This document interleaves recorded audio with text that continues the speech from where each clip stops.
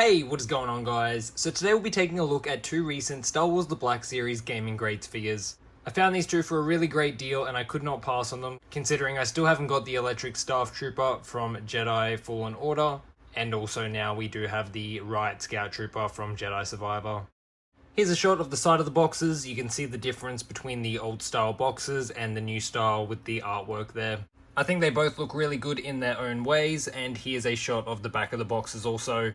Like I said, with the old gaming grade style, I really like the individual colors used. I really find the packaging in that way did enhance the figures, but at the same time I do like the new style here with the mural artwork and the way this is all done also. The Riot Scout Trooper is number 14 in the gaming grades line, and again that artwork just carries over onto the back, looking really good there.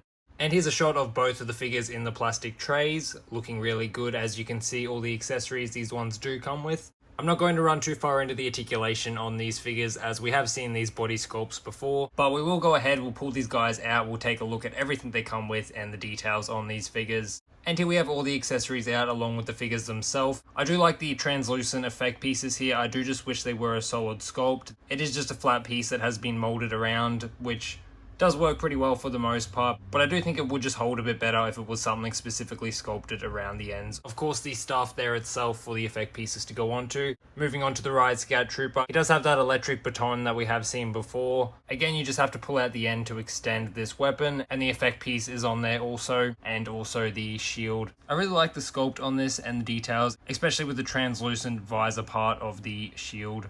So that all does look really cool there. So we'll go ahead, we'll take a look at the figures themselves, starting off with the ElectroStaff Purge Trooper. And this does appear to be the same sculpt as the Phase 1 Purge Trooper, just less red on this figure as opposed to that one. But I do like the way this does look quite sleek here. And like I mentioned, this is the same body sculpt, so you will get that same articulation out of this figure. There's a lot of little painted detail over this whole figure, as you can see as we work our way down. I do think that all does look really nice there. It does help to enhance the features on the figure, and even the visor itself. I like the way that they've done this with the different sort of shade of color in there. It looks really cool. And moving on to the next figure here, this is the Riot Scout Trooper from the upcoming Jedi Survivor.